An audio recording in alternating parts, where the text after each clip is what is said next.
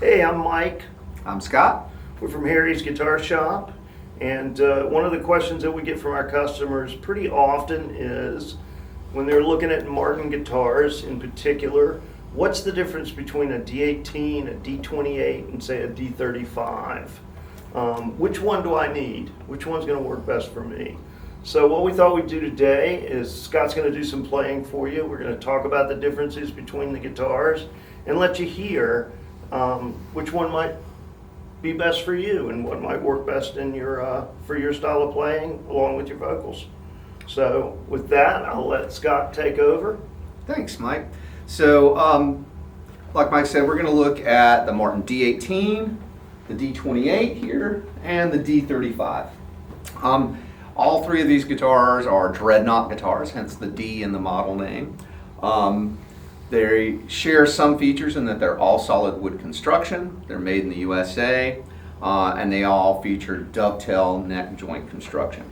All of those features contribute to the big, warm, wonderful traditional tone that Martin guitars are known for. But the real differences between them, when you get into the differences in the models, has to do largely with the wood construction and some other details. D18s are different than the D28 or the D35 in that they are mahogany. Mahogany has this nice warm brown color, has this kind of open poured grain. You don't get a lot of strong lines, you just get this nice kind of warm creamy color. Mahogany has a warm but kind of bubbly effervescent quality. When you strum chords, you get a lot of overtones. It really rings.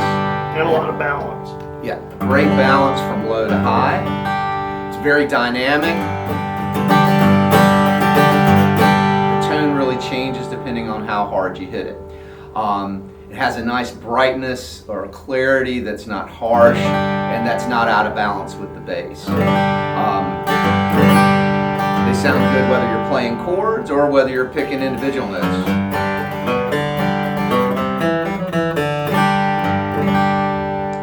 And that's generally the character of mahogany. Mahogany is a very popular tone wood that has that really friendly, bubbly character. A lot of mid-range, a lot of overtones. Sits in a mix beautifully. Really is a Swiss Army knife for guitar players. It is. As far as there's nothing you can't do on a D18. Yeah. So moving from the D18 to the D28, the biggest difference is that D28s, like D35s, are rosewood. They use East Indian rosewood and have since the early 70s. Rosewood it's a much denser wood than mahogany. It's got a really strong bass. It's probably the loudest of all the tone woods. And you also get a really strong fundamental. And by that I mean when I hit that G note, you get a really strong sense of the G note itself. The overtones are some of the other kinds of ringing sounds that we hear on top of that fundamental note. But when you play that,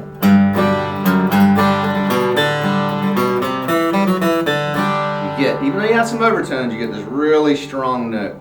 So rosewood is great for flat pickers, people that want a really strong clarity on single note picking, as well as, sounds great strumming as well.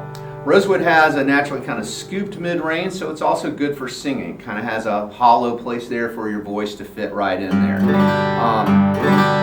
It's not as maybe pretty or as effervescent sounding as mahogany. I mean, tone's a very subjective call, but really nice strong bass. I'd call it focused. Yeah.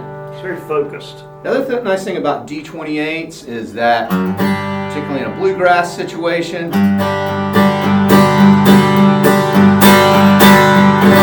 just can't overdrive them. You can hit them and they just get louder and louder and louder. Some guitars that are brace lighter, when you start hitting them with any impact at all, they just kind of flatten out. But not a D28. So it's a good instrument if you're playing in an acoustic ensemble. It'll hang with banjos and mandolins and fiddles and be able to give you some volume in there. So it's a popular tone for that as well. Yeah, people don't realize how loud the banjo is.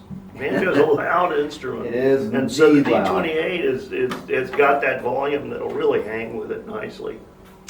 So now we're to the D35. So the D35 is also rosewood, and it's most distinctive by its three-piece back.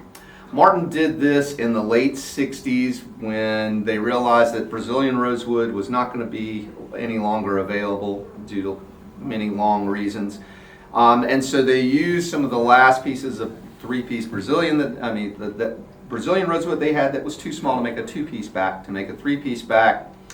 Honestly, the three-piece back has very little to do with the sound of it. Backs on guitars, they give the guitar some structure, they give the top something to pump against, but they, other than their wood construction, don't really have a ton to do with the tone of the instrument. What really makes a D35 different than a D28 is the bracing under the top. So we haven't really talked about the bracing. Underneath the top of all guitars, there are braces that reinforce the top. There's a lot of pull from the steel strings. On the D18 and the D28, the braces are 3/16 of an inch thick. On a D35, they're only a 1/4 inch. So the D35, the bracing is lighter. That makes the top a little more responsive. So what you get is more overtones. You get less of the strong focus of the D28, and you get more of the overtones of a D18. But because it's rosewood, you still have this big, strong bass. D35s are a great all-around guitar. They've got plenty of volume. You can flat pick on them. You can actually flat pick, unlike me. But they also have enough high end.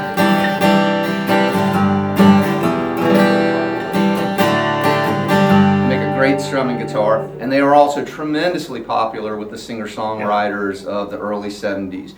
Go on YouTube, you'll see videos of James Taylor, Cat Stevens, other guys playing D35s, along with other guitars as well, but D35s were tremendously popular with finger-picking acoustic guitars. They have, the bass is a little less overpowering when you play fingerstyle on a D35 to me. Got a little better balance than you would get out of, say, the D28. Thank you, my brother.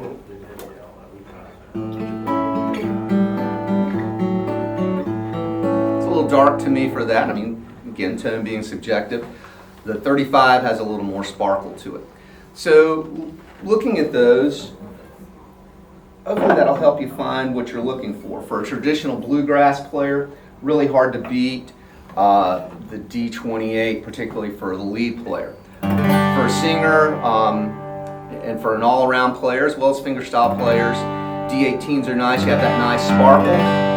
If you really like that big roiling, overtones building, classic kind of acoustic singer-songwriter tone, then the D35 is an excellent choice. And they're all great guitars, so you should definitely at least use some of those tone things to help you find what suits you best.